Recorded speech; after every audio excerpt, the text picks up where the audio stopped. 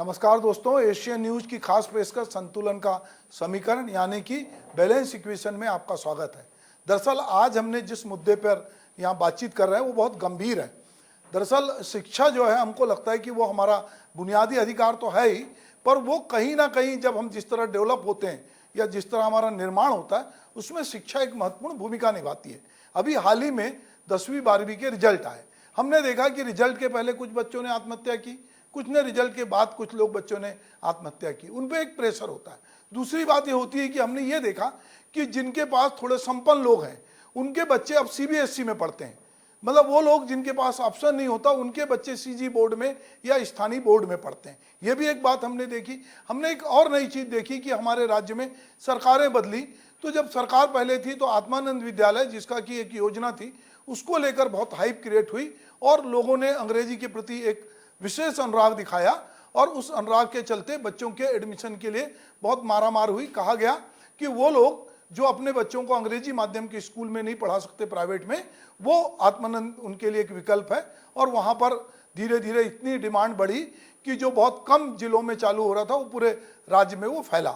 अब उसमें जो है पीएम श्री एक योजना है, वो योजना में वो योजना भी आ रही है। राजनीतिक स्तर पे ये बहस हो रहा है कि नाम बदला जा रहा है, पर हम ये जानते हैं कि जो स्कूल पहले से थे उन स्कूलों को आत्मानंद स्कूल का नाम दिया गया। बहुत सारे कोई नए स्कूल नहीं बने। अब चूंकि पीएम श्री आ रही तो उन्हीं जो आत्मानंद विद्यालय योजना है उसी में से कुछ स्कूलों को पीएम श्री, जिसमें कि हुनर के साथ शिक्षा, जो नई शिक्षा नीति है उसमें हुनर के साथ शिक्षा को जोड़ने की बात कही गई है और वहाँ पर केंद्र से कुछ पैसा आएगा, ये अपनी जगह है।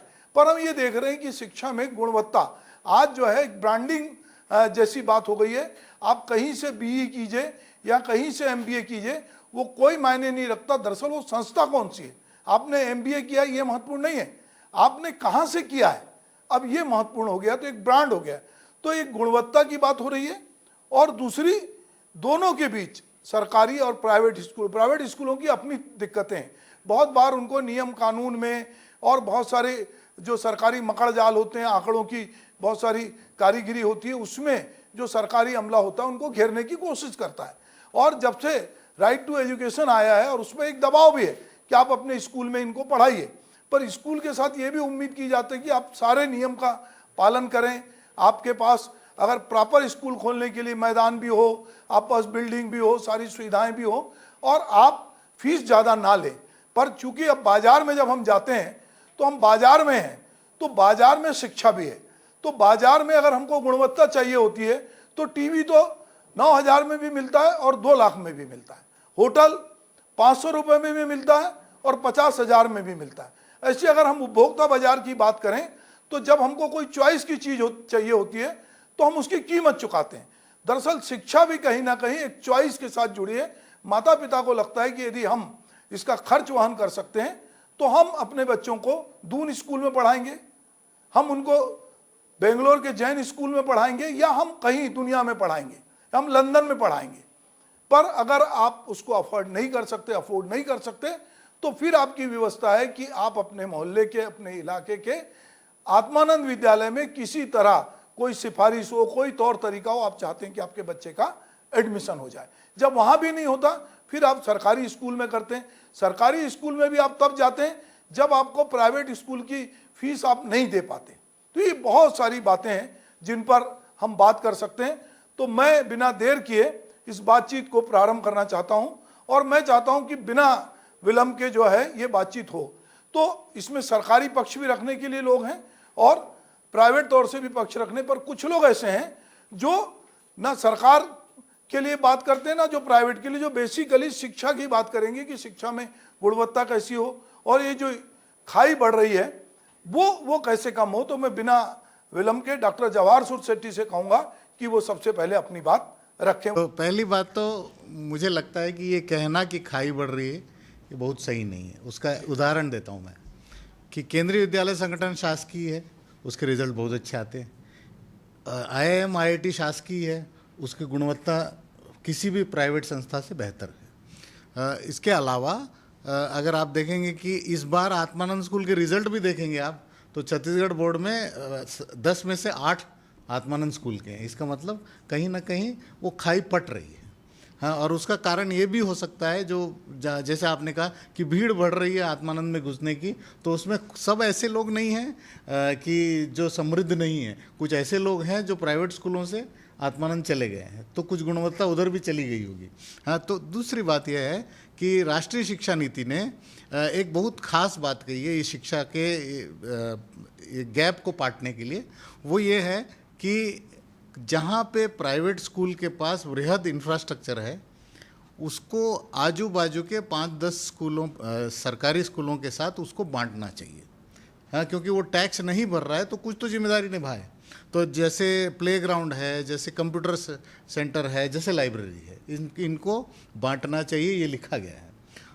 उसी तरह अगर आप ग्रामीण इलाकों में चले जाएंगे तो एक मेजर स्कूल होगा जो सरकारी होगा, और छोटे छोटे शासकीय गैर शासकीय स्कूलों, तो सरकारी स्कूल को कहा गया है कि अपनी अधोसंरचना उनके साथ बांटिए। हाँ, तो ये बांटने का एक बेहतर तरीका है कि जिनके पास संसाधन नहीं है उनके साथ आप अपना संसाधन बांटिए। तो गुणवत्ता बांटने के लिए यहाँ कई बार ये भी कहा गया है कि अगर आपके पास अंग्रेजी शिक्षक नहीं है शासकीय स्कूलों में, तो प्लीज़ आप अपना अंग्रेजी शिक्षक अगर शनिवार के दिन आप दे सकते हैं तो वो भी बांटना होगा। तो कई तरीके निकाले जा रहे हैं शासकीय स्कूलों शासकीय शासन द्वारा, हाँ, कि शासकीय स्कूलों को भी उस स्तर पर लाया जाए जहाँ गैर शासकीय स्कूल है। लेकिन अधोसंरचना का छोड़ दें तो टीचरों की गुणवत्ता शासकीय स्कूलों में बहुत अच्छी है। बल्कि मैं कहूँगा कि कई बार पहला चॉइस किसी टीचर का ये होता है कि मैं शासकीय स्कूल में जाऊँ, उसके बाद गैर शासकीय कोशिश करता है वो।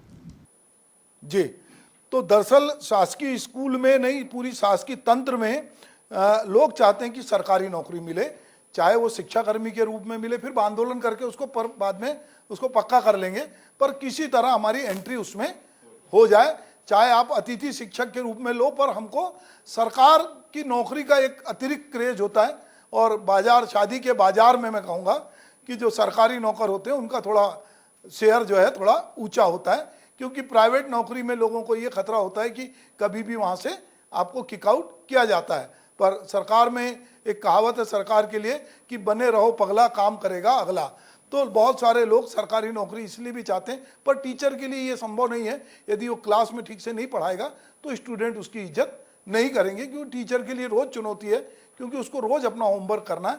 और हम याद करते हैं अपने टीचर को, तो हम उन्हीं टीचर को याद करते हैं जो हमारे साथ, जिनके साथ हमारे रिलेशन बहुत अच्छे थे, जो बहुत अच्छा पढ़ाते थे और जिनकी वजह से हम लोग यहाँ खड़े हैं। तो हम अगर श्रद्धा भाव से किसी टीचर को याद करते हैं तो इसलिए करते हैं कि उनकी वजह से हम यहाँ खड़े हैं। तो मैं वर्षा वरवंटकर जी से चाहूँगा कि वो अपनी बात रखें। सर, जो आपने बोला है कि संतुलन निजी और सरकारी स्कूल के बीच में, और आपने आत्मानंद स्कूल का नाम बार बार उल्लेख किया है, तो सबसे मज़े की बात है कि अब सरकारी स्कूलों में ही दोनों में दो विरोध होने लगे कि आप आत्मानंद के हो कि आप बिना आत्मानंद के हो, क्योंकि आत्मानंद का इंफ्रास्ट्रक्चर बहुत अच्छा बना दिया गया है। अब वो पीएम श्री में आ जाएगा तो और अच्छी फैसिलिटीज़ हो जाएंगी।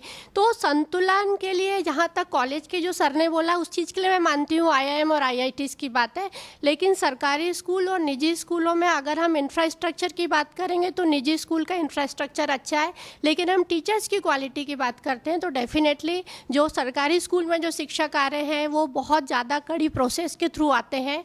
और मैं बोलती हूँ ये संतुलन उस दिन ख़त्म हो जाएगा जिस दिन सरकारी स्कूलों के लिए जो योजना बनाने वाले क्लास 1 के प्रवर श्रेणी के ऑफिसर्स अपने बच्चों को निजी स्कूल में ना भेज कर सरकारी स्कूल में भेजने लगेंगे। क्योंकि कोरोना के बाद हमको ये समझ में आ गया है कि बच्चे पढ़ाई के लिए नहीं जाते हैं स्कूल। आपको आश्चर्य होगा, एक मनोवैज्ञानिक होने के नाते मैं बताऊंगी कि पढ़ाई तो ऑनलाइन भी हो जाती थी, लेकिन उसके बाद ऑटिज़म के केस बहुत ज़्यादा बढ़े तो बच्चे स्कूल सोशल लर्निंग के लिए जा रहे हैं। बच्चे लोगों से मिलते हैं, खाते पीते हैं, एंजॉय करते हैं। तो ये जो डिफरेंस है वो आपका साइको सोशल कंडीशन का है कि निजी स्कूल में वही बच्चे जा रहे हैं जिनके माता पिता उतनी महंगी फीस वहन करने के लिए समर्थ है।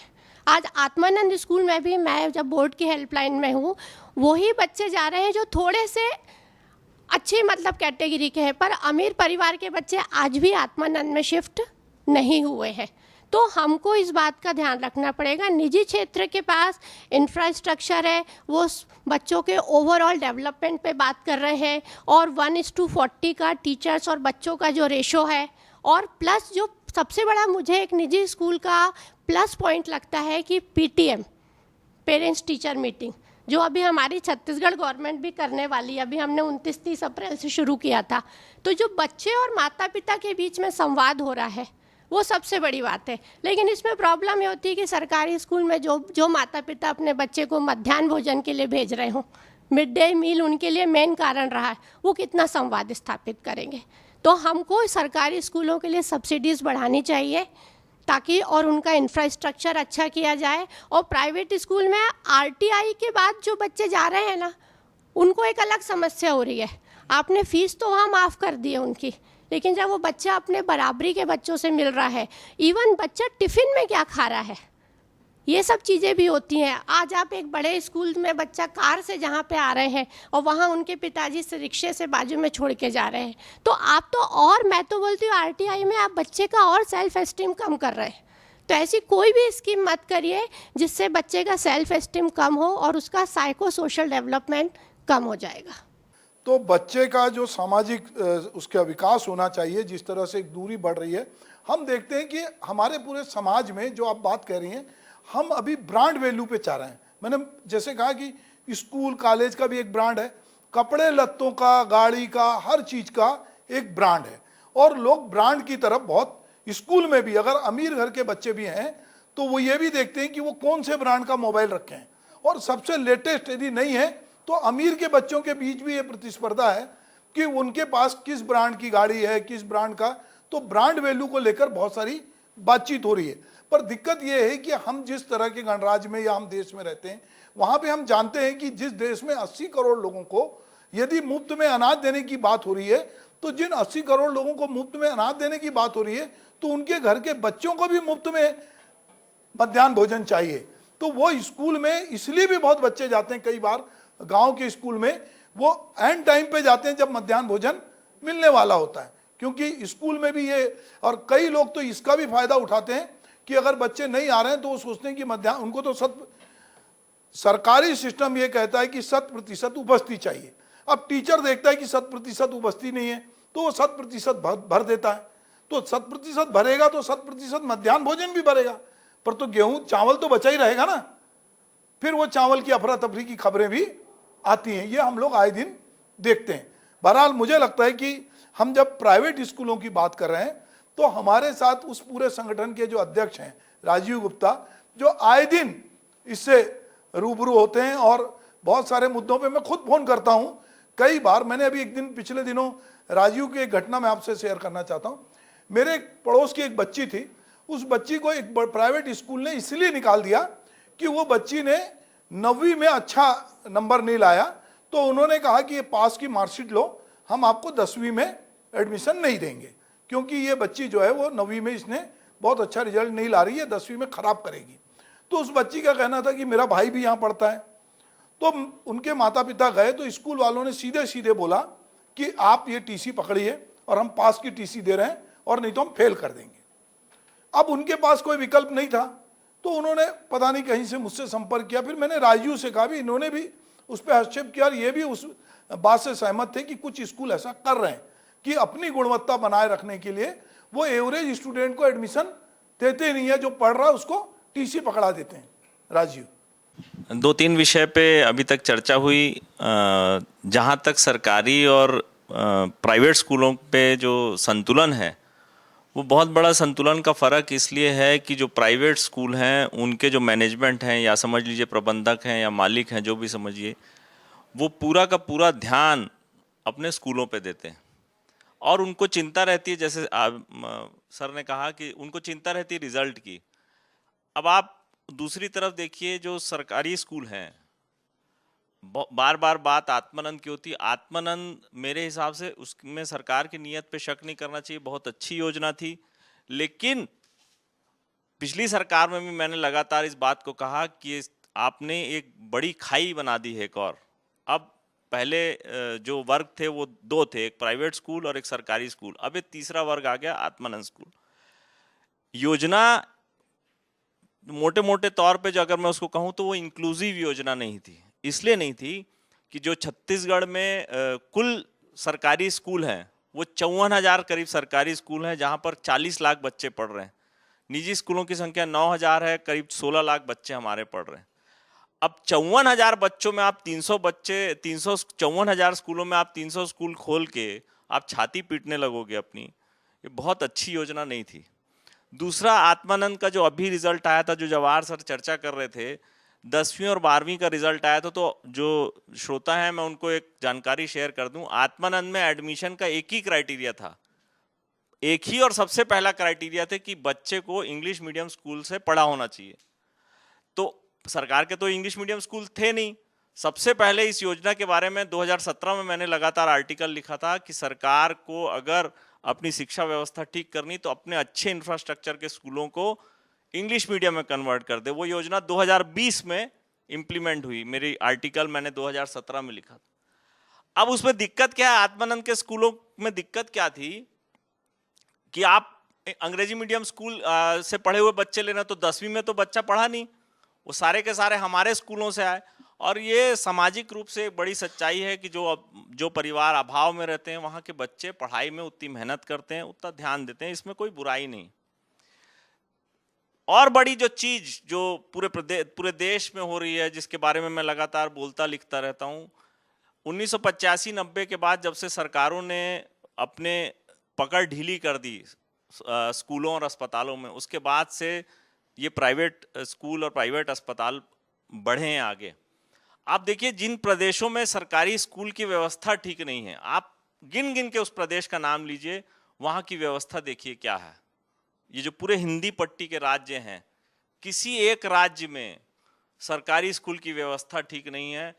मैं बार बार मैं प्रशासनिक समिति का सदस्य हूँ, राज्य की प्रशासनिक समिति का, मैं उसमें बार बार इस बात को बोलता हूँ कि अगर सरकार को अपनी व्यवस्था सरकारी स्कूलों की ठीक करनी तो सिर्फ एक काम करे, और कुछ करने की जरूरत नहीं, कुछ खर्चा करने की जरूरत नहीं है, सिर्फ अपने टीचरों पे ध्यान दे, अपने टीचरों से काम कराया। पूरे प्रदेश में सबसे बड़ा कैडर है एम्प्लॉयर का, वो सरकारी स्कूल के टीचर है, लेकिन नहीं पता क्या होता है। मैंने आत्मानंद के बहुत सारे टीचरों से इंटरेक्शन किया, वो इतने टैलेंटेड और इतने अच्छे टीचर हैं जो अभी रिक्रूट हुए हैं। एक बड़ी जानकारी, सरकार के स्कूल में एक भी अनक्वालिफाइड टीचर नहीं है। हमारे स्कूलों में मिल जाएंगे, क्योंकि हमको कई बार गांव में टीचर नहीं मिलते, हमको पैसे की दिक्कत है, तो हम अनक्वालिफाइड टीचर रख लेते हैं। लेकिन सरकार के सारे स्कूलों में क्वालिफाइड टीचर हैं और मेरिट से आए हैं। पिछले 5-7 साल में मेरिट से आ रहे हैं, व्यापम एग्जाम ले रहा है। उससे पहले पंचायत जब अपॉइंट करती थी तो लेन देन से हो जाता था, जो भी उसमें प्रक्रिया थी, लेकिन अब तो व्यापम की मेरिट से आ रहे हैं। जब इतने टैलेंटेड टीचर हैं तो पढ़ाई क्यों नहीं हो रही है? सरकार को सब काम छोड़ के अगर स्कूल की व्यवस्था ठीक करनी है तो अपने टीचरों पे ध्यान दे, टीचरों पे मेहनत करे। कुछ बिल्डिंग बनाने की जरूरत नहीं है, कुछ करने की जरूरत नहीं है, कहीं सड़क की जरूरत नहीं, कुछ नहीं। और अगर आप इसी तरीके से अपने सरकारी स्कूल चलाते रहे, मैं आज दावे के साथ बोल सकता हूं, पब्लिकली बोल रहा हूं, कि पूरे प्रदेश की व्यवस्था को आपने चौपट कर दिया है। जो बच्चे इन स्कूलों में पढ़ रहे हैं, आज 10वीं क्लास के बच्चे से आप नाम लिखवा लीजिए, 10वीं क्लास के रिजल्ट, अच्छा मैं आपको ऑन रिकॉर्ड बोल रहा हूं, इस साल 24-25% रिजल्ट था, जिसको सरकार ने ग्रेस दे के 70% किया है। ये हाल है सरकारी स्कूलों का। और अगर आप ऐसे ही चलाते रहे तो मैं बहुत दावे से बोल रहा हूं कि आपकी पूरे प्रदेश की व्यवस्था कभी नहीं सुधर सकती। बच्चे ऐसे ही रहेंगे, ना आपके पास स्किल्ड लेबर रहेगी, ना आप किसी व्यवस्था को आगे बढ़ा पाएंगे, अगर इसी तरीके से आप अपने सरकारी स्कूल चलाते रहें। हाँ, अगर आत्मानंद का उदाहरण देना है तो आत्मानंद एक अकेला उदाहरण नहीं है, जवाहर सर जैसे सेंट्रल स्कूल पर, लेकिन ये व्यापक नहीं है ना। आप 50 लाख लोगों को 5 स्कूल 10 स्कूलों में नहीं चला सकते।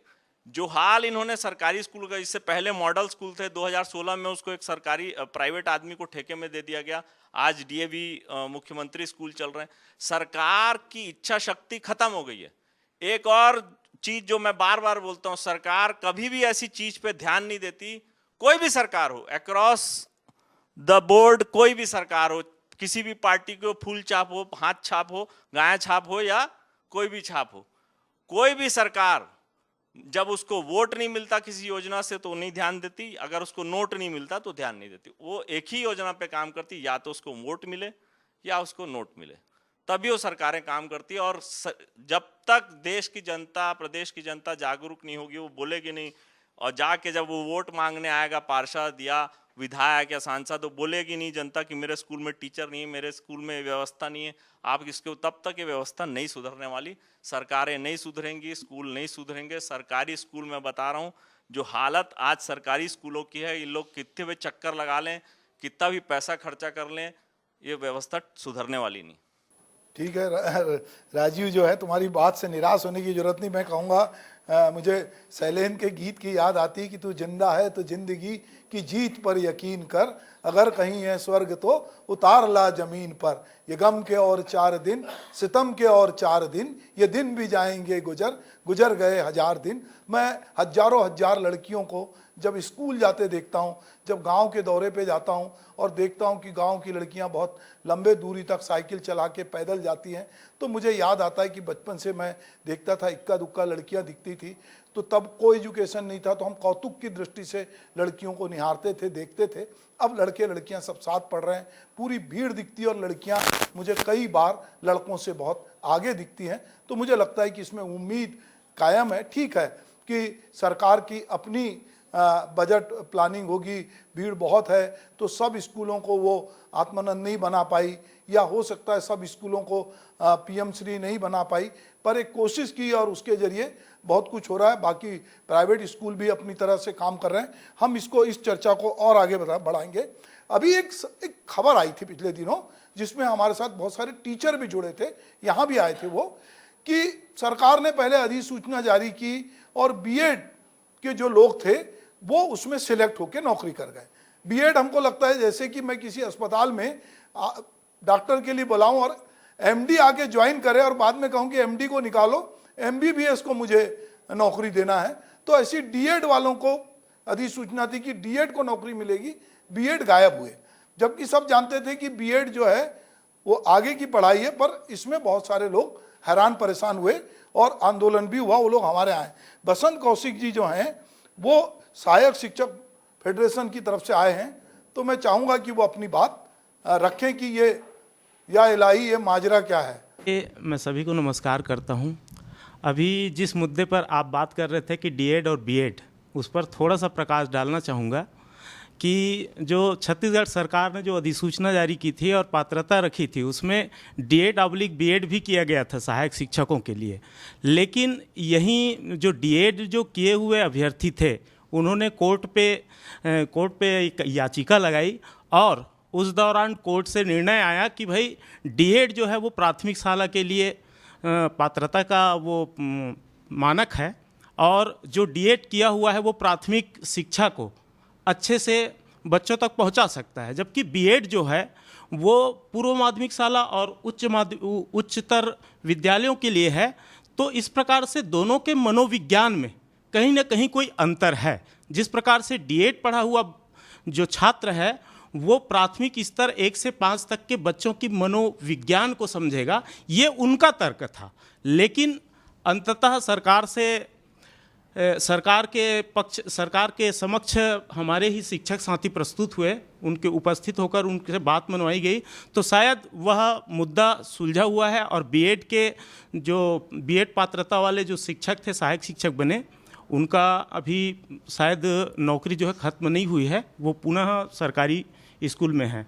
अब बात कर रहे हैं हम, जैसे गुप्ता जी की भी बात हमने सुना, सरकारी स्कूल में शिक्षकों को कसा जाए, तो सबसे पहले मैं इस बात को रखना चाहूँगा कि मैं उस जगह से हूँ जिस जगह पर आधी आबादी पक्षी पकड़ने वाली जातियों का है, और वहाँ शिक्षा का प्रतिशत अगर निकालें उस समाज में तो 0.0% है, जहाँ एक भी पालक पढ़ा लिखा नहीं है। और पूरा सराउंड बस्ती अगर देख लें तो पालक के साथ साथ उसका एक भी बच्चा क्लास 1, क्लास 2, क्लास 3 के बाद पढ़ा हुआ नहीं है। ऐसे स्थिति में एक शिक्षक किस प्रकार से उनको शिक्षा दे। दूसरी बात, जिस प्रकार से निजी स्कूलों में, निजी शालाओं में प्रति कक्षा एक शिक्षक अनिवार्य होता है, क्या आप अपने जो प्राइवेट स्कूल हैं 5 कक्षाओं के लिए 2 शिक्षक रखते हैं? क्या बच्चों के अनुपात में शिक्षक रखते हैं कि कक्षा के अनुपात में शिक्षक रखते हैं? किसी भी प्रकार का कोई भी कार्यक्रम होगा सरकारी विभाग में तो सबसे पहले ड्यूटी लगता है तो शिक्षकों का लगता है, सरकारी स्कूल के शिक्षकों का। तो वो ड्यूटी करे। आप हमारे पाठकांड को देख लीजिएगा, हम साल में कितने दिन स्कूल में रहते हैं और कितने दिन गैर शिक्षकी कार्य करते हैं। तो मैं इस बात से सहमत नहीं हूं शिक्षकों को कसा जाए। मैं दावे के साथ कहता हूं सरकारी स्कूल के शिक्षक पहले से कसा हुआ है, वेल क्वालिफाइड टीचर हैं, और बस आप उसको संसाधन उपलब्ध करा दीजिए। आप जो गांव के जो शिक्षा व्यवस्था है, गांव के जो पारिवारिक शिक्षा की स्थिति है, उस स्थिति को आप सामाजिक कार्यकर्ता दूर करें, सब मिलकर दूर करें। आपके स्कूल में आने वाले बच्चे और उनके पालक दोनों पढ़े लिखे होते हैं। आप जो वर्क देते हैं वो बालक नहीं करता, उनका पालक करता है। लेकिन सरकारी स्कूल में आने वाला बच्चा का होमवर्क हम ही करते हैं, उनको बुलाने तक घर जाते हैं, आप नहीं जाते बुलाने। आज स्कूल नहीं आया है तो हम हर काम छोड़ के बच्चे को उसको बुलाने जाते हैं। तो वहां से जवाब मिलता है, मैं जिस जगह पे हूं वहां से जवाब मिलता है, नहीं है गुरुजी, पताल टोरे बरगे है। एक 5वीं पढ़ता हुआ बच्चा जो वो काम करता है। तो ऐसी स्थिति में सरकारी स्कूल, सरकारी तंत्र करे क्या? हम लोग भी चाहते हैं, शिक्षक भी चाहते हैं पढ़े, उनके साला का नाम हो, उनका नाम हो, कौन नहीं चाहता। लेकिन कहीं ना कहीं हम उन सब चीज़ों से दूर हो रहे हैं। जो वास्तव की जो वस्तु स्थिति है, जिन समस्याओं का निदान हमको करना चाहिए, सरकार को करना चाहिए, सामाजिक जो कार्यकर्ता हैं, समाज के लोग हैं, उनको करनी चाहिए, उस दिशा में हम ध्यान देने से चूक रहे हैं। बल्कि अनेक प्रकार की योजना। ठीक है, बहुत बहुत धन्यवाद जवाहर जी। दोस्तों, हम अपनी चर्चा को जारी रखते हैं। कामिनी साहू जी हैं, नेशनल अवार्डी शिक्षक हैं। मैं चाहूँगा कि वो अपनी बात रखें। कामिनी जी। सबसे पहले तो एशियन न्यूज़ का मैं धन्यवाद करती हूँ कि मुझे फर्स्ट यहाँ आने का मौका मिला। और जैसे कि ये तो बहुत बड़ा मुद्दा है जो निकल कर आया है कि प्राइवेट और सरकारी स्कूलों में जो खाई है, तो शुरू से ही हम बचपन से ही देखते आ रहे हैं ये चीज़ें। तो ये कोई नया चीज़ नहीं है, लेकिन इसको एक नज़रिए से देखने की ज़रूरत है, मुझे ऐसा लगता है। क्योंकि मैं खुद भी एक ग्रामीण परिवेश से रही हूँ, और जब मैं स्कूल गांव से अपने शहर में आके खुद पढ़ती थी तो उस समय भी बहुत सारी दिक्कतें आती थी। तब पापा जब मुझे प्राइवेट स्कूल में डाले थे, उस समय जब इंग्लिश मीडियम था, वहाँ से मुझे पढ़ाई मैं ना कर पा रही हूँ करके उन्होंने मुझे प्राइवेट स्कूल इंग्लिश मीडियम से हटाकर मुझे हिंदी मीडियम में कर दिया कि यार तुम पढ़ नहीं पा रही हो तो तुम इंग्लिश मीडियम को छोड़कर तुम हिंदी मीडियम में चली जाओ। तो हिंदी मीडियम में जब मैं गई तब मैंने वहाँ पर जो भी परिवेश देखा कि इंग्लिश भी मुझ पढ़ सकती थी, लेकिन मेरे यहाँ मम्मी पापा को इंग्लिश नहीं आती थी।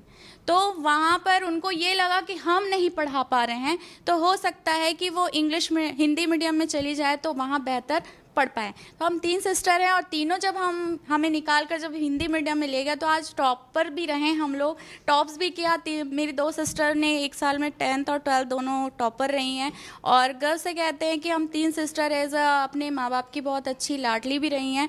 और उसी को रिलेट करते हो जब मैं शिक्षा कर्मी का फॉर्म जब भरे, पापा बोले कि बेटा 12th पास हो गया, शिक्षा कर्मी का फॉर्म आ रहा है तो उसमें आप भर लो। और उसी वक्त मैं इंजीनियरिंग कॉलेज भी ज्वाइन करी। अब दोनों सपने को कैसे, पापा ने कहा कि कैसे आप इसको मतलब वो करोगी, तो मैंने कहा दोनों को मैं कैसे हैंडल करूँ। सुबह मैं स्कूल अपने पढ़ाने के लिए जाती थी और इंजीनियरिंग कॉलेज में दोपहर में जाती थी। तो ये दोनों चीज़ें जब मेहनत और रंग लानी शुरू होती है, जब अपने ऊपर हम सेल्फ खुद सोचते हैं कि हम कर सकते हैं और बैक सपोर्ट अपने फैमिली का होता है, तो मुझे लगता है कहीं ना कहीं हम उस जगह पे पहुंच जाते हैं। तो मुद्दा ये नहीं है कि हम प्राइवेट में पढ़ रहे हैं या सरकारी। मुझे ऐसा लगता है कि बच्चों में भी वो चीज़ें होनी चाहिए। पेरेंट्स भी हैं, टीचर्स भी हैं और कम्युनिटी भी है, और इसमें आपके बच्चे। ये 4 चीज़ों से मिलके हमारा विद्यालय बनता है। अगर ये चारों चीज़ें एक साथ एक दिमाग से चले तो हमारा जो पढ़ाई का स्तर है, क्योंकि समाज का आधार शिक्षा है कहते हैं, तो शिक्षा को बढ़ावा तभी मिल पाएगा जब चारों चीज़ें एक साथ कम्युनिटी जो बनी होंगी वो उसमें एक दो सभी की भागीदारी प्रॉपर होंगी। तो मैं खुद अभी जब मैं स्कूल मेरा जो अभी पीएम श्री स्कूल हुआ है, फर्स्ट मेरा रायपुर का पहला पीएम श्री स्कूल है, और पीएम श्री स्कूल जब बना तो ऐसा लगा सेंट्रल लेवल का स्कूल, और हम खुश भी हुए कि ये हमारा सेंट्रल लेवल का स्कूल बन गया है। आत्मानंद जब बना, आत्मानंद की बहुत बात हुई, तो आत्मानंद नो डाउट बहुत अच्छा बोल सकते हैं, लेकिन जैसे कि कहा जाता है इंफ्रास्ट्रक्चर, सही में इंफ्रास्ट्रक्चर की ज़रूरत नहीं है। वहाँ पर हम एक रूम में भी अगर टीचर्स बच्चों के साथ और बच्चे इंटरेक्ट हों टीचर्स के साथ अच्छे से, तो वो पढ़ाई वहाँ पर वैसे ही मुश्किल जो है वो ख़त्म हो जाती है। और उसके साथ पेरेंट्स भी ध्यान दें। हम सही में ये बात तो कह सकते हैं कि प्राइवेट के जो टीचर्स हैं वो ध्यान तो देते हैं, लेकिन वो भी कई चीज़ें हम पर भी थोपते हैं कि वो जो ऐसा असाइनमेंट देते हैं ताकि हमारे बच्चे भी उस चीज़ को सोच नहीं पाते हैं। हम अपने बच्चों को 11 से 12 तक सरकारी स्कूलों में हम छोटी छोटी गतिविधियां करा के पढ़ाते हैं, उनको सिखाते हैं, लेकिन प्राइवेट स्कूल की थोड़ी सी मुझे ये कहनी चाहिए कि थोपा जाता है कि आपको ये चीज़ करना है, और नहीं करते हैं तो बच्चों पर ये प्रेशर हो जाता है कि मैंने नहीं किया है तो कल स्कूल में क्या होगा। एक फ्री और जो डर की भावना है वो प्राइवेट स्कूल में देखने को मिलती है, लेकिन सरकारी स्कूल में वो डर नहीं है। उनको ये लगता है बच्चा खेलता हुआ जाता है, मैम ने तो दिया है लेकिन फिर पेरेंट्स ने भी नहीं किया है, तो वो चीज़ शिक्षकों के लिए बहुत अच्छी चीज़ होती है कि अगर वो नहीं करके आए तो झिझक के कारण दूसरे दिन स्कूल नहीं आ रहे। कुछ बच्चे कारणवश नहीं आते हैं, लेकिन कुछ बच्चे अगर नहीं भी करके आए तो बिल्कुल आकर पूछते हैं, और नहीं भी आकर पूछते हैं तो हम उनसे इंटरेक्ट करते हैं कि आपने ये काम किया कि नहीं किया, तो वो चीज़ें हम उनको बताते भी हैं। लेकिन यहाँ पे प्राइवेट में ये होता है कि बच्चा डर के मारे या तो स्कूल नहीं जाता, या तो फिर ये कहता मम्मी ये कर, मेरे साथ आज असाइनमेंट करवा दीजिए, इस काम पे मेरी हेल्प कर दीजिए। तो कहीं ना कहीं खाई, एक तो एजुकेशन, नेशनल एजुकेशन पॉलिसी मुझे बहुत अच्छी लगी। नो डाउट जो ढांचा तैयार किया गया है वो इतना अच्छा ढांचा तैयार किया गया है, जो कि मुझे लगता है 10+2 था, जो 5+3+3+4 जो आया है, जो कि बाल वाटिका से लेके पूरा सेकेंडरी स्टेज, जहाँ पर जो काम एक एक पॉलिसी को जो अभी रखी गई है, दी गई है, जैसे इंफ्रास्ट्रक्चर, मैनेजमेंट, ग्रीन स्कूल, आपके 6 पिलर्स जो आते हैं, वो 6 पिलर्स को हम जब फॉलो करते हैं, वो 6 पिलर आपके गवर्नमेंट में, प्राइवेट में तो है बट गवर्नमेंट में नहीं होने के कारण उसको अब शायद आत्मानंद से स्टार्ट किया हो या अब पीएम श्री स्कूलों के कारण स्टार्ट किया गया हो। तो मुझे तो योजनाएं अच्छी लग रही है, लेकिन उस योजनाओं पे एक दिशा निर्देश जो बोल रहा है, सर ने अभी कहा कि टीचर्स पे मतलब ट्रेनिंग होनी चाहिए। मैं ये बता दूं, अभी 3 दिन पहले ही सबसे पहले ट्रेनिंग हमारे पीएम श्री स्कूल के ओरिएंटेशन प्रोग्राम कोर्स हुआ, जिसमें से एनसीईआरटी दिल्ली से हमें 3 दिन तक लेक्चर देने के लिए गेस्ट आए हुए थे। उन्होंने प्रॉपर हमें बहुत अच्छे एजुकेशन, नेशनल एजुकेशन पॉलिसी पे, आपके मेंटल हेल्थ पे, आजकल बच्चे मेंटल हेल्थ से गुजर रहे कोविड के बाद, उनको जैसे फ़ोन की लत लग गई है, वो बहुत सारी चीज़ों से वो हो गए हैं। सर ने भी कहा था, मनोवैज्ञानिक मैम ने भी कहा कि मैं मेंटल हेल्थ के साथ साथ उनको कई सारे ऐसे चीज़ें होने लगी हैं, तो उन चीज़ों के लिए भी, मेंटल हेल्थ के लिए भी अब ऐसे ऐसे टीचर्स भी देने लगे हैं कि हम खुद बच्चों को वहाँ ले जाते हैं। उनको, मेरे यहाँ भी कुछ 2-3 बच्चे हैं जो मेंटल हेल्थ से गुजर रहे हैं, जो पढ़ नहीं पाते हैं, हम उनको भी लेके जाते हैं, पूरी प्रॉपर गाइडलाइन उनको दी जाती है, स्कूल में बिठाते हैं, उनके साथ इंटरेक्ट करते हैं। वो कॉमन जो जेंडर इक्विटी की बात भी होती है उसमें भी हम उसको करते हैं। तो मुझे लगता है कि धीरे धीरे कोशिश से ही बोलते हैं सब चीज़ें होती हैं, तो धीरे धीरे सर, राजीव सर, मैं ये कहना चाहूँगी, कोशिश हो रही है और हम कर भी रहे हैं। शिक्षकों की कमी, जैसे सर ने कहा, हाँ नो डाउट मेरे स्कूल में भी 3 टीचर्स है शुरू में, अभी 7-8 हो गए क्योंकि ट्रांसफ़र से टीचर्स आए हैं। तो अब मेरे भी स्कूल, मैं जब ज्वाइन की, मतलब मैं दूर में थी, जब यहाँ आई तो 3 टीचर्स थे। हमने भी बहुत कोशिशें करने के बाद आज मेरा स्कूल इतना अच्छा स्कूल हो गया है कि पीएम श्री नाम से अब जब सुनती हूँ तो मुझे भी गर्व होता है कि मैं सेंट्रल लेवल के स्कूल की टीचर हूँ। और मैं गर्व से कहती हूँ, क्योंकि मैं इंजीनियरिंग की हूँ, तो आज मुझे हर कोई बोलता है कि आप इंजीनियर क्यों नहीं बने, लेकिन मैं एक शिक्षक बन के मुझे गर्व होता है कि मैं आज उन बच्चों को पढ़ा रही हूँ जिनका एक स्टेटस एंड जो मुझे नहीं मिला, शायद मैं उन बच्चों को दे पा रही हूँ, और ये सारी चीज़ें हैं। जी, आप लकी हैं मेरे पास एक रिपोर्ट है मानव संसाधन मंत्रालय की हालिया रिपोर्ट में 6% आदिवासी, 8% दलित और 9% मुस्लिम जो बच्चे हैं वो स्कूली शिक्षा हासिल करने के बाद उच्च शिक्षा तक वो पहुंच ही नहीं पाते।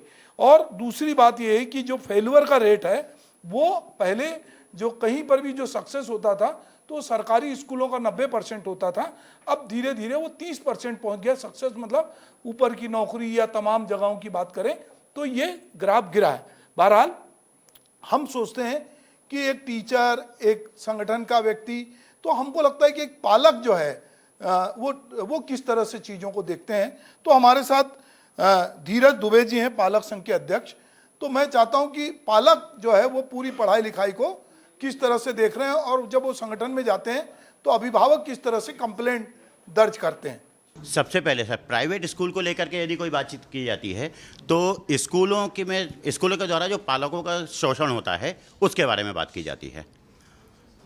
सबसे ज़्यादा बात होती है जो पालकों के ऊपर एक अननेसेसरी दबाव बनाया जाता है, चाहे फीस को लेकर के, चाहे बच्चे की क्या नाम है एक्स्ट्रा करिकुलम को लेकर के या पढ़ाई को लेकर के, वो सबसे ज़्यादा प्रॉब्लम आती है पालकों की जो मुझे शिकायत आती है। और सरकारी स्कूलों में तो सीधा है कि वहाँ पे टीचर्स ही नहीं हैं या वहाँ पे प्रॉपर अटेंडेंस ही नहीं है। सबसे बड़ी बात यह है कि छात्रों की तो छोड़िए, टीचरों की अटेंडेंस वहाँ पे प्रॉपर नहीं रहती। ठीक है, उन्होंने जैसा कहा कि अब उनकी ड्यूटी इतनी जगह लगा दी जाती है तो वो बच्चों को पढ़ाएंगे कहाँ से। सरकार को ये चाहिए कि जो काम शिक्षकों के नहीं हैं वो काम उनसे ना लिए जाएं। शिक्षकों का काम है शिक्षा देना और प्रॉपर उनको एक ही काम में लगाया जाए। और रही बात प्राइवेट स्कूलों का, तो ये तो मेरी और राजीव सर से काफ़ी समय से, पिछले 4 सालों से लड़ाई चलती आ रही है, क्योंकि वो प्राइवेट स्कूलों का समर्थन करते हैं और मैं उनका विरोध करता हूँ। हाँ, ये बात सही है कि शिक्षा पे सबका समान अधिकार होना चाहिए, किसी को भी पैसों को लेकर के की शिक्षा नहीं रुकनी चाहिए। ये मेरे प्राइवेट वालों के लिए भी सलाह है। और सरकार से तो यही कहूँगा कि जब तक आप अपने सारे संसाधन सभी छोटे छोटे गाँव कस्बों तक भी नहीं पहुँचाएंगे तब तक वहाँ पर शिक्षा का स्तर नहीं उठ सकता। जी, तो दरअसल बात यह है कि चाहे प्राइवेट हों चाहे सरकारी स्कूल हों, सबकी अपनी अपनी दिक्कतें हैं और अभिभावक संघ में लोग अपनी अपनी बातें भी रखते हैं। अभी हम लोग आपने एक शब्द कहा कि प्राइवेट स्कूल मॉल की तरह है। तो दरअसल हम जब किसी मॉल में जाते हैं तो कई बार हमारी जो ज़रूरत नहीं होती वो भी हम खरीद लेते हैं। तो ऐसे ही ऐसा लगता है कि जो प्राइवेट स्कूल में आजकल विज्ञापन आते हैं कि हमारे यहाँ AC भी है, हमारी कार भी, गाड़ी भी है, बहुत सारा है, मतलब सब कुछ है, और आप निश्चिंत रहिए, अपने बच्चे को आप भेज दीजिए। और माता पिता निश्चिंत रहना चाहते हैं। दरअसल ये भी एक बड़ी बात है कि जिनके पास पैसा है या जिनकी सामर्थ्य है या माता पिता दोनों नौकरी कर रहे हैं तो वो भी चाहते हैं कि हम तनाव मुक्त रहें। अगर स्कूल इतनी जिम्मेदारी ले रहा है कि वो बच्चे को खिला पिला भी देगा, ध्यान भी रखेगा, उसकी सुरक्षा का ध्यान रखेगा, तो ये, और वो बच्चे को तब तक नहीं घर भेजेगा जब तक बात ना हो जाए, और ड्राइवर भी छोड़ने आएगा तो प्रॉपर छोड़ेगा। तो उनको लगता है कि चलो हम इतना पैसा कौड़ी कमा रहे हैं तो हम अपने बच्चे को, चूँकि अब आजकल संतानें कम पैदा कर रहे हैं, इसके बावजूद इंडिया की आबादी पूरी दुनिया में सबसे ज़्यादा है, फिर भी जो है लोग जो हैं वो थोड़ा इस तरह से, जो पढ़े लिखे माता पिता हैं वो ध्यान देते हैं। हम अलग अलग क्षेत्र से जो है, गौरव गुप्ता जी हैं कुरुद धमतरी से। मैं इस चीज़ पे आता हूँ कि देखिए, एजुकेशन में जो हम लोग सबसे मेन, जो मैम भी बोली उस समय, इंग्लिश और हिंदी मीडियम, ये रियलिटी में बहुत बड़ी खाई है। हिंदी और इंग्लिश मीडियम, हमने लैंग्वेज को क्या कर लिया है, लैंग्वेज के आधार पर हमने बच्चे का क्वालिफिकेशन या उसके मतलब उसका लेवल डिसाइड करना स्टार्ट कर दिया। लैंग्वेज कम्युनिकेशन के लिए होती है, समझने के लिए होती है। आप किसी भी लैंग्वेज में, जो भी नई शिक्षा नीति है उसमें त्रिस्तरीय लैंग्वेज का जो फॉर्मूला यूज हो रहा है कि सबसे पहले आप उस जगह की क्षेत्र की लैंग्वेज का आप उपयोग करना चाहेंगे। एक्चुअल में हो क्या रहा है कि जो बस्तर के बच्चे हैं, वो बस्तर के बच्चे, उनको जो सबसे बड़ी प्रॉब्लम होती है वो होती है लैंग्वेज की। सबसे बड़ी समस्या उनको लैंग्वेज की होती है, क्योंकि वो या तो हल्बी भाषा बोलते हैं या गोंडी भाषा बोलते हैं। उनको छत्तीसगढ़ी जो हम लोग नॉर्मली यूज करते हैं वो भी उनको जल्दी समझ में नहीं आती। तो अब सबसे बड़ी समस्या कहाँ पर आ रही है उनको, लैंग्वेज में। तो हमको सबसे पहले जो प्राइमरी स्कूल के बच्चे हैं उनको उनकी लैंग्वेज में उतर कर पढ़ाना पड़ेगा, और उस लैंग्वेज के थ्रू हमको धीरे धीरे उसको डेवलप करके फिर छत्तीसगढ़ी, जो हमारी जो कॉमन छत्तीसगढ़ी है, और उसके बाद हमको उसको उठाकर हिंदी और उसके बाद उठाकर इंग्लिश में उसको लाना पड़ेगा, तब वहाँ का लेवल ऑटोमेटिक बढ़ेगा। और जो दूसरी सबसे बड़ी समस्या है वहाँ पर कि वहाँ का जो पालक है वो एजुकेटेड नहीं है। सबसे बड़ी समस्या हमको यही लगती है कि हमारे जो बच्चे हैं वहाँ पर आते नहीं हैं। वहाँ पर जो गवर्नमेंट है वो फोर्स करती है कि आप बच्चों को लेके आइए, तो हम टीचर ही जाते हैं बच्चों को लेने के लिए। अगर बच्चा 2 दिन कंटिन्यू नहीं आया है तो हम तीसरे दिन मॉर्निंग में थोड़ा जल्दी निकल कर उस बच्चे को स्कूल लेकर ही आएंगे। हम वहाँ कम्युनिकेट करना पड़ता है। तो दूसरी जो सबसे बड़ी समस्या है वो यही है कि वहाँ पर टीचर तो ठीक है, बट वहाँ का जो पालक है वो एजुकेटेड नहीं है। एक ये सबसे बड़ा कारण है कि वहाँ पर जो एजुकेशन है। लेकिन तीसरी चीज़ है कि बच्चे को स्कूल जब लेके आया जाता है तो उसको अगर हम लोग वही पुरानी पद्धति में पढ़ाएंगे, अनार के या आम के या, तो वो इंटरेस्ट लेना बंद कर देगा। उसको हमको आज के बेसिस पर, मतलब उसको मॉडिफाइड वे में हमको पढ़ाना पड़ेगा, प्रैक्टिकली चीज़ को करवाना पड़ेगा, तब बच्चा इंटरेस्ट लेगा। और एक बार अगर बच्चा इंटरेस्ट लेना शुरू कर दिया तो वो निश्चित तौर पर स्कूल आना शुरू कर देगा। एकदम ज़्यादा सुदूर में जब जाते हैं हम लोग तो वहाँ पर ये चीज़ को देखने की मिलती है कि वहाँ पर मोबाइल का उपयोग बहुत कम होता है। हाँ, मैं अपने स्कूल की अगर बात करूँ तो वहाँ पर मोबाइल का उपयोग होता है, लेकिन बच्चा इसमें ज़्यादा वो नहीं है, इंटरफेयर नहीं कर रहा है। अभी मोबाइल में ज़्यादा इंटरफेयर नहीं कर रहा है। वो मोबाइल में इतना ज़्यादा, उनके पास मोबाइल है ही नहीं कहा जाए तो, क्योंकि वो महुआ बीनने वाले, अब उनके पास मल्टीमीडिया मोबाइल आएगा कहाँ से? सबसे बड़ी समस्या है। सरकार देती है, लेकिन उसमें फिर रिचार्ज कराने का जो ऑप्शन है वो वहाँ के लोगों के पास इतनी क्षमता नहीं है, अवेलेबल नहीं है। और वो 300-400 रुपये महीने का खर्च उसमें नहीं करना चाहते, क्योंकि उनके अपने जीवन रोटी चलाने के लिए उस पर फोकस करते हैं। तो ये चीज़ें हैं। लेकिन हाँ, उनको जो जैसे गवर्नमेंट प्रोवाइड कर रही है, हमारे यहाँ कांकेर में भी जो कलेक्टर थी प्रियंका शुक्ला जी, उन्होंने बहुत फोकस किया है। जो बस्तर अंचल के जो उधर जो कांकेर जो ज़िले के स्टूडेंट बच्चे हैं उनको टेक्निकल वे में लाने के लिए बहुत कोशिश की है उन्होंने। यहाँ तक कि हर स्कूलों में इथरनेट या इंटरनेट की सुविधाएं उपलब्ध कराई जाए, ताकि, और उसमें पेरेंट्स को भी जोड़ने की कोशिश की गई है सिस्टम के थ्रू। तो ये एक चीज़ें हैं जिसको ख़त्म करने की कोशिश की जा रही है और धीरे धीरे वो चीज़ ख़त्म हो भी रही है। और रहा टीचर वेल क्वालिफाइड एजुकेटेड है। जितने भी प्राइवेट स्कूल के सबसे बेस्ट टीचर होते हैं वही कॉम्पिटिटिव एग्जाम सेलेक्ट होकर गवर्नमेंट स्कूलों में जाते हैं। तो इतना तो निश्चित है कि अभी जो गवर्नमेंट स्कूलों में टीचर है वो वेल क्वालिफाइड टीचर है। चलिए, अच्छी बात है। मैं वर्षा वर्मनकर जी को जाना है, कुछ बात उनकी अधूरी रह गई थी, मैं चाहूँगा कि वो अपनी बात पूरी करें। देखिए, अभी हम सब ने टीचर्स ट्रेनिंग की बात करी, हमने इंफ्रास्ट्रक्चर की बात करी और टीचर्स और खाई और सब की बात करी, लेकिन उसके बीच सबसे एक इम्पॉर्टेंट मुद्दा है जिस पे हम बात नहीं कर पा रहे हैं, वो हमारा करिकुलम, हमारा सिलेबस। अब एक कैरियर काउंसलर होने के नाते मैं आपको बताना चाहती हूँ कि एनटीए के नेशनल टेस्टिंग एजेंसी से, चाहे वो जेई हो, चाहे आपका नीट हो, चाहे क्लैट हो, सारे एग्ज़ाम्स हैं, उसका सिलेबस सीबीएसई बेस्ड है। तो हमारे यहाँ के बच्चों का उन एग्ज़ाम्स में क्यों नहीं सिलेक्शन हो पा रहा है? बहुत कम क्यों सिलेक्शन हो रहा है? क्योंकि 12वीं तक वो सीजी बोर्ड की पढ़ाई कर रहा है, और जो सीबीएसई बोर्ड में पढ़ रहा है बच्चा, उसका सफलता का प्रतिशत ज़्यादा है। तो सबसे पहले इस चैनल के माध्यम से, एशियन न्यूज़ के माध्यम से मैं बोलना चाहूँगी कि सबसे पहले हमारे सिलेबस में रिफॉर्म किया जाए, क्योंकि 12वीं के अंक अभी कोई भी परीक्षा में हायर एजुकेशन के लिए नहीं लिए जा रहे।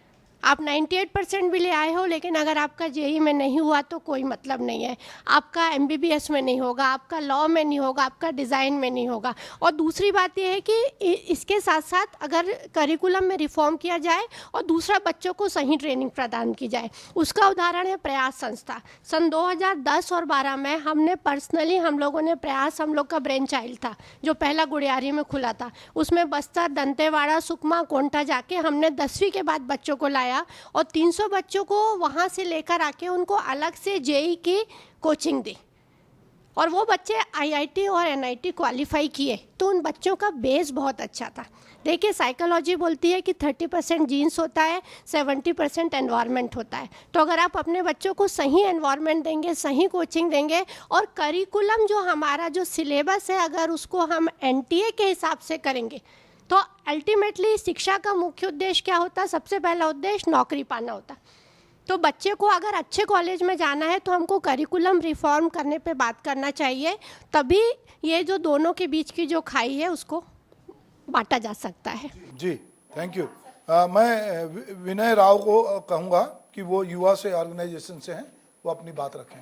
Good evening sir and good evening to all. मेरा नाम विनय यादव है। तो मैं जैसे खुद स्टूडेंट हूँ, तो मुझे ये लगता है प्राइवेट और गवर्नमेंट स्कूल में बीच में डिफरेंस लाने की चीज़ें बेसिकली ज़्यादातर रूमर्स है। जो बातें फैली गई है कि सरकारी स्कूल उतना अच्छा पढ़ाई ना दे पाता, लेकिन ये सारी चीज़ें फेक है क्योंकि टीचर्स वेल क्वालिफाइड है। लेकिन जो प्राइवेट स्कूल है वो ज़्यादा चीज़ें प्रोवाइड करती, जैसे स्मार्ट क्लासेस हो गए, स्मार्ट लैब हो गए, और पढ़ाई के फील्ड में प्राइवेट स्कूल इसलिए आगे है क्योंकि टीचर्स जो है स्ट्रिक्टनेस अपने टीचर्स के लिए दिखाते हैं, जहाँ की सरकारी स्कूल्स में स्टूडेंट खुद ध्यान नहीं दे पाते, इस कारण टीचर्स भी उनके ऊपर उतना फोकस नहीं है। और प्राइवेट स्कूल में बस यही है, स्मार्ट क्लासेस और स्मार्ट स्टडी के कारण अपने ज़्यादातर पेरेंट्स यही चाहेंगे कि उनके बच्चे अच्छा पढ़ाई करें, अच्छी चीज़ें सीखें। बस यही डिफरेंस आ जाता है कि सरकारी स्कूलों में ये सारी चीज़ें प्रोवाइडेड नहीं है। और सर ने बताया था राइट टू स्टडी एक्ट के तहत अभी प्राइवेट स्कूलों में भी 25% सीट्स जो है वो उन स्टूडेंट्स को दिया जाए जो कि अपना नहीं कि फ़ीस अफोर्डेबल नहीं है, उनको 25% सीट्स उन स्टूडेंट को दिया जा रहा है जिनके पेरेंट्स सारी चीज़ें अफोर्ड ना कर पाए। इस कारण वो स्टूडेंट्स को आगे बढ़ाया जा रहा है, 25% सीट्स उन्हें प्रोवाइड की जा रही है। और बस वही था, मेन रीज़न था कि क्वालिफाइड टीचर्स के साथ साथ जो रूमर्स फैले गए हैं उनको अगर हटा दिया जाए तो सरकारी स्कूल और प्राइवेट स्कूल में कोई डिफरेंस नहीं रहेगा। ठीक है, बहुत अच्छे। मैं पूजा शर्मा से चाहूँगा कि वो अपनी बात रखें। पूजा जी। हमारे समाज का सबसे बड़ा जो विकास नहीं होने का कारण है वो है, सबसे बड़ी चीज़ है शिक्षा। सरकार शिक्षा पे ध्यान नहीं दे पा रही है।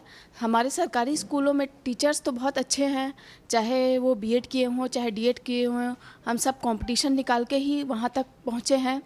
और कॉम्पिटिटिव एग्ज़ाम निकालना इतना आसान नहीं है आज के जो समय के अनुसार। तो हमने जो भी परिश्रम से हमारा जो ज्ञान है, हम अपना ज्ञान बच्चों को देना चाहते हैं, लेकिन हमारी जो सरकार है वो हमारा साथ भी दे रही है। और जो हमारे संसाधन में कुछ कमी है, जैसे कि डिजिटल क्लास ना होना, डिजिटल लैब ना होना, बच्चों को जो आधुनिक शिक्षा जैसी कि प्राइवेट स्कूलों में दी जा रही है वैसे हम सरकारी स्कूलों में नहीं दे पाते हैं। लेकिन फिर भी हम अपनी तरफ से पूरा प्रयास करते हैं बच्चों को इंटरेस्ट लाके पढ़ाने का। और हम सरकार से बहुत बहुत धन्यवाद दे रहे हैं कि सरकार भी हमारा साथ दे रही है और आगे भी देगी। My name is Pallavi Verma from युवा। सबसे पहले तो मैं कोट के साथ स्टार्ट करूंगी कि नेल्सन मंडेला जी का ये कोट है, education is the most powerful weapon which you can use to change the world.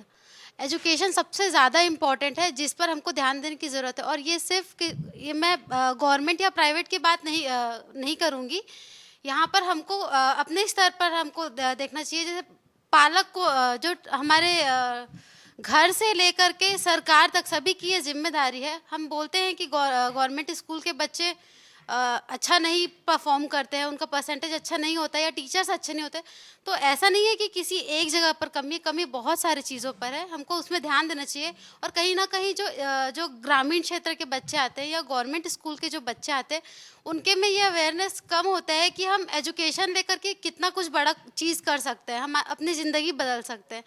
कहीं ना कहीं ये उनके में कमी देखने को मिलती है, शायद इसीलिए वो उतना अच्छा परफॉर्म नहीं कर पाते। गांव की बात करें या गवर्नमेंट स्कूल्स की भी बात करें तो वहाँ पर भी ऐसे बच्चे होते हैं जो बहुत अच्छा भी कर पाते हैं, जो शहर में आकर के शहर के बच्चों से भी आगे बढ़ जाते हैं। तो ये एक तरीके से अपन बोल सकते हैं कि अवेयरनेस की भी बात है। That's it, thank you. ठीक, तो बहुत अच्छी बात की कि अवेयरनेस की बात है। और जो लोग अवेयर होते हैं वो, और चाहे माता पिता हों, वो पढ़े लिखे हों या ना हो, अगर वो थोड़े जागरूक हैं तो निश्चित रूप से अपने बच्चों की पढ़ाई लिखाई पर ध्यान देते हैं। मैं चाहूँगा कि जो साथी लाइन से बैठे हैं वो अपना परिचय देके संक्षेप में अपनी बात कहते हुए आगे बढ़ते जाएं। धन्यवाद सर। मेरा नाम अक्षय जैन है और मैं अभी चारामा में सहायक शिक्षक के पद में पदस्थ हूँ। और आज का जो विषय है प्राइवेट और सरकारी स्कूलों के बीच की खाई को कैसे कम किया जाए, तो मैं बताना चाहूँगा कि मैं जिस स्कूल में पोस्टेड हूँ उस विद्यालय में सर, वहाँ पर मैक्सिमम वहाँ के जो पेरेंट्स हैं वो उनका काम है ईंट भट्टी में काम करते हैं, ईंटे की भट्टी में ईंटा बनाते हैं और गोदी खनने जाते हैं, जो मिट्टी खोदना बोलते हैं जो, और महुआ बिनने का काम जो भी सीजनेबल चल रहा है उनका, और मैक्सिमम लोग खेती करते हैं, कोई गाय बकरी चराते हैं, तो पेरेंट्स के पास समय ही नहीं है कि वो अपने बच्चों के पढ़ाई पे ध्यान दें।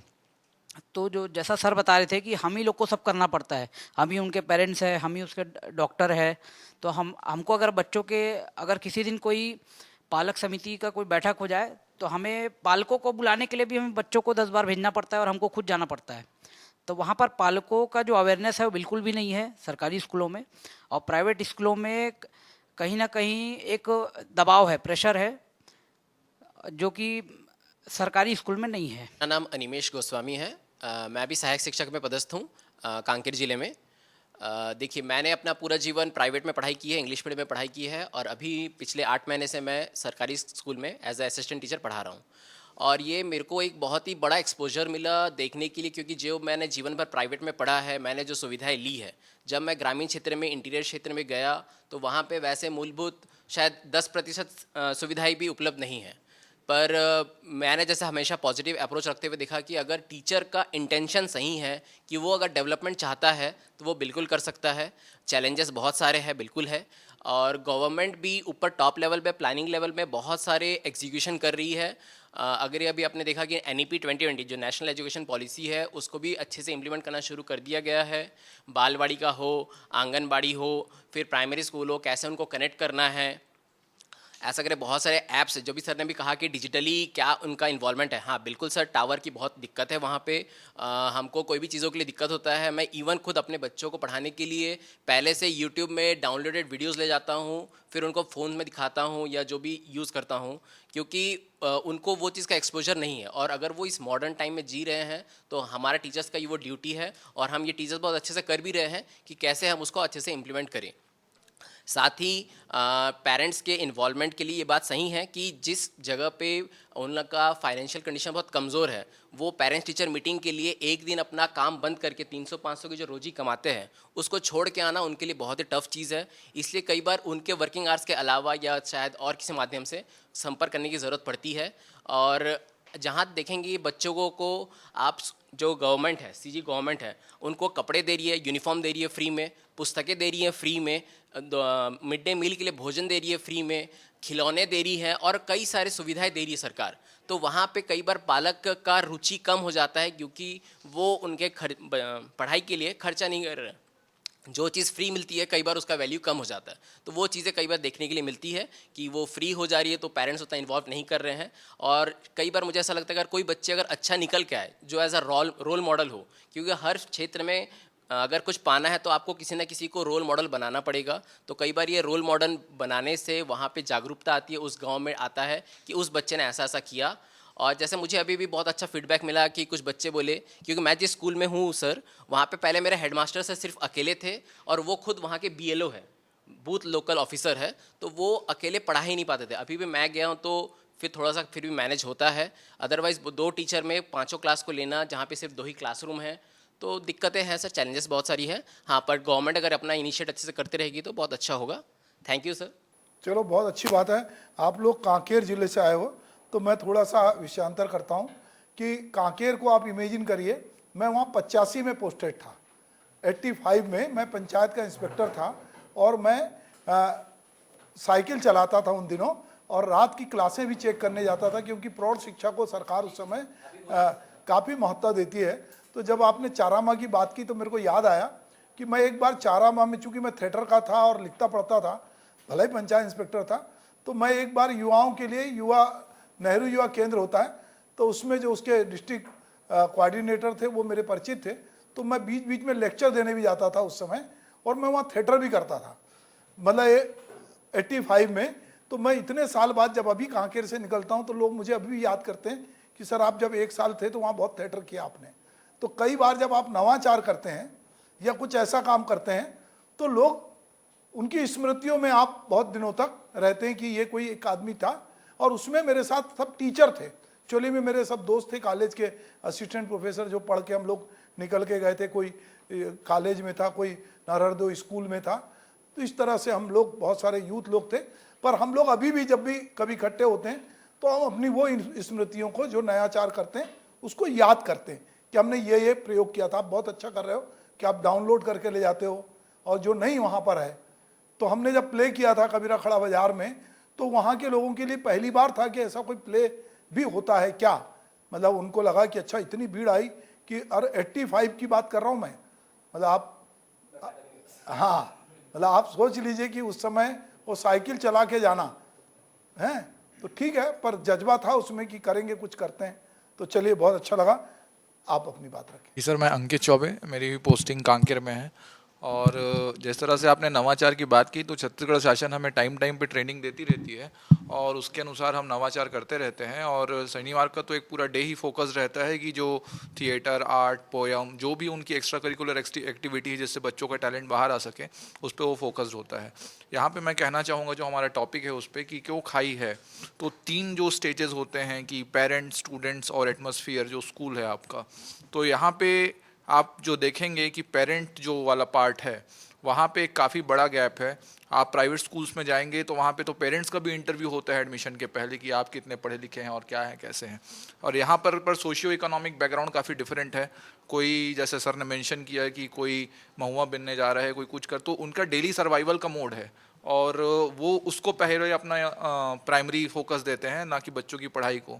और दूसरी चीज़ क्या है कि हम पेरेंट्स को अवेयर करने की कोशिश करते हैं, लेकिन आपने जैसे मेंशन किया कि प्रौढ़ शिक्षा जैसा कोई कार्यक्रम हो, एटलीस्ट बच्चों के सिलेबस से, जिस क्लास में उनका बच्चा है उससे मिलता जुलता कुछ हो, जिससे वो बच्चों को घर पे भी सपोर्ट कर पाएँ। ये भी ऑब्जर्व कर रहा हूँ कि जो पेरेंट्स जो घर पे थोड़ा भी ध्यान दे रहे हैं, इवन सरकारी स्कूल पे, वहाँ के बच्चे बहुत अच्छा कर रहे हैं। और टीचर्स के बारे में मैं ये कहना चाहूँगा कि टीचर्स चाहे प्राइवेट का हो या सरकारी का हो, फॉर्चुनेटली मैंने प्राइवेट टीचिंग भी की है और गवर्नमेंट टीचर भी हूँ। तो टीचर दिलो जान से पढ़ाता है, चाहे वो कहीं का भी हो। मैं टीचर को कहीं ब्लेम नहीं करूँगा, वो अपना 101% देता है। तो यहाँ पे टीचर्स को नॉन टीचिंग जो वर्क है आपका, जो सरकारी स्कूल्स हैं, जैसे कि आरटी में मेंशन किया गया है कि आपको चुनाव और आपदा कार्यों, इन 2 कार्यों पे आपको लगाया जाएगा। ठीक है, आप वहाँ लगाइए, हम समझते हैं वो ज़रूरी चीज़ें हैं, लेकिन इनको छोड़ के बाकी जो नॉन टीचिंग कार्य हैं उस पे से टीचर्स को हटाया जाए, और वो काफ़ी ज़रूरी है। और तीसरी चीज़ जो है एटमॉस्फेयर, तो सर ने जो अभी चले गए, सर वहाँ जो बैठे हुए थे, रिसोर्स शेयरिंग की उन्होंने जो बात की थी कि कुछ रिसोर्सेज जो सरकारी स्कूल के पास नहीं है वो प्राइवेट, जैसे बस्तर के बच्चे जो मैं देखता हूँ कि उनकी फिजिक इतनी अच्छी होती है कि वो काफ़ी अच्छे हॉकी प्लेयर्स बन सकते हैं, काफ़ी अच्छे फुटबॉल प्लेयर्स बन सकते हैं, बहुत एथलेटिक होते हैं, नेचुरल, जैसे मैम ने बोला 30% जीन से आता है, तो उनके अंदर वो है। लेकिन कहीं भी आपको एक अच्छा एथलेटिक ट्रैक नहीं मिलेगा कि जिससे वो बच्चे आगे। तो एजुकेशन का मतलब सिर्फ मेरे हिसाब से रिजल्ट ले आना और मार्क्स और ग्रेड्स की बात नहीं होती। एक बच्चा अगर अच्छा एथलीट है, अच्छा डांसर है, अच्छा डिज़ाइनर है, तो वहाँ भी हम उनको अलग अलग क्षेत्र में अपॉर्चुनिटी दे सकें। इसके लिए रिसोर्स शेयरिंग जितनी हो सके, कांकेर में कोई अच्छा प्राइवेट स्कूल है, वहाँ के रिसोर्सेज गवर्नमेंट जो शेयर कर ले, या हमारे यहाँ जो है, तो ये अगर अच्छे स्तर पे लागू किया जाए तो बच्चे काफ़ी, क्योंकि एक चीज़ तो है कि हर बच्चा टैलेंटेड होता है, और वो किस फील्ड में टैलेंटेड है, हम उसको कैसे बाहर निकाल पाते हैं, ये समाज का, टीचर का, सोसाइटी का काम होता है कि हम उसको कितना अच्छा प्लेटफॉर्म दे पाते हैं। मैं टैलेंट का मतलब यही नहीं समझता कि IIT JEE और क्लैट क्लियर कर रहा है। टैलेंट का मतलब ये हो सकता है कि वो नीरज चोपड़ा भी बन सकता है, बस उसको प्लेटफॉर्म दिया जा रहा है कि नहीं दिया जा रहा है। तो बस ये रिसोर्स शेयरिंग काफ़ी अच्छे से हो जाए। बाकी अगर आप आज से 30 साल पहले का इमेजिन करेंगे और आज का इमेजिन करेंगे तो सरकार ने बहुत ज़बरदस्त प्रयास किए हैं और आगे भी कर रही है। हाँ, डिजिटल कनेक्टिविटी में हम थोड़े पीछे हैं, लेकिन सरकार उसमें भी आगे बढ़ रही है। आप लोग सब इस कार्यक्रम में आए, हमारे साथ जुड़े, अपना समय दिया, आपका बहुत बहुत धन्यवाद। आप एशियन न्यूज़ को इसी तरह देखते रहिए और उसको सब्सक्राइब कीजिएगा।